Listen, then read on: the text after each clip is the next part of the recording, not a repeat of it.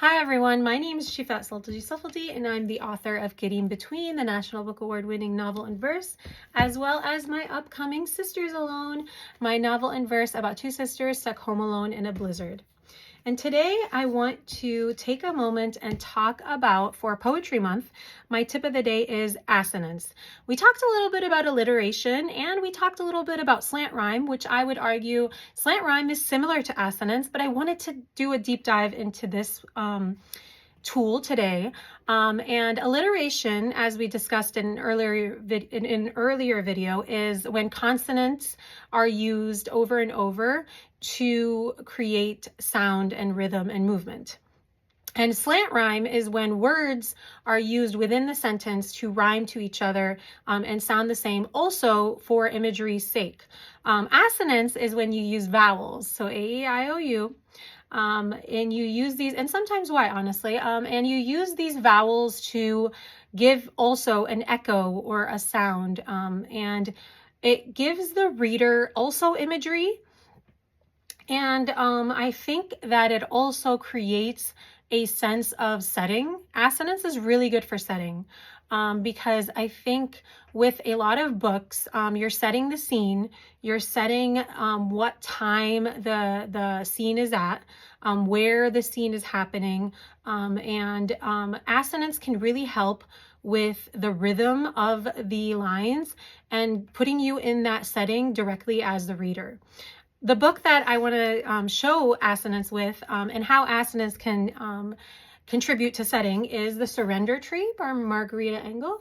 And I actually have the bilingual version, which I didn't know when I bought, but I am like really impressed with. And this won a Newbery honor. It is a Cuban story and it's about Cuba's struggle for freedom.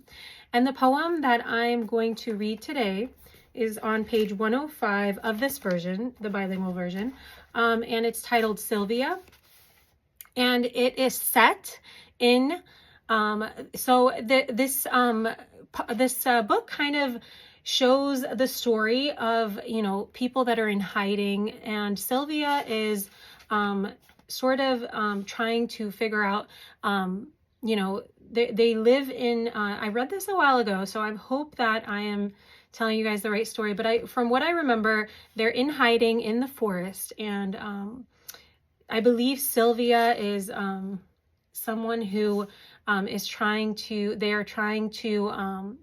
learn how to heal people in this quest for freedom. So page 105, Sylvia. And please keep your ear peeled for the assonance in this. Tree frogs, screech owls, the dancing leaves of feathery ferns, the fragrant petals of wild orchids. Night wings, crickets, imagining secrets, wondering which flowers might save a life and which could be dangerous. If I don't learn quickly, if I feed a patient just a little too much, will Rosa teach me? Is Rosa real, or just one more of those comforting tales the old folks tell at bedtime? So in specific, I want to focus on the first few lines. Tree frogs, screech owls, and then night wings, crickets, secrets. When you hear the assonance of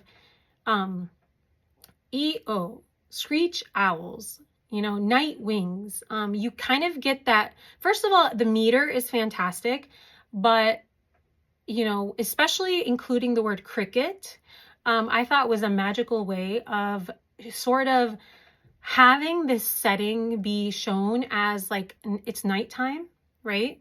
And you're imagining the crickets chirping in the background, and you're imagining the tree frogs, screech owls, and you're really put into the setting through the assonance, which is in this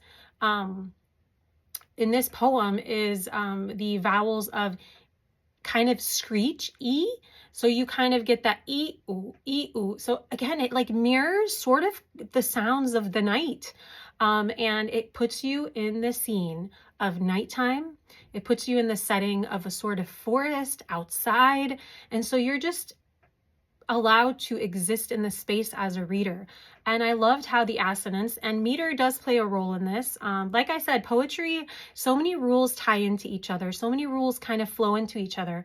And meter assonance, alliteration, slant rhyme, these rules or tools mirror each other. And I really love how in this stanza you get that kind of double E O, E O, E O, and it kind of gives you that setting placement. And I really encourage you to try doing the same thing. Try writing a scene in nighttime. Try writing a scene in the snow, like Sisters Alone, and think of how the vowels might be able to mirror the wind.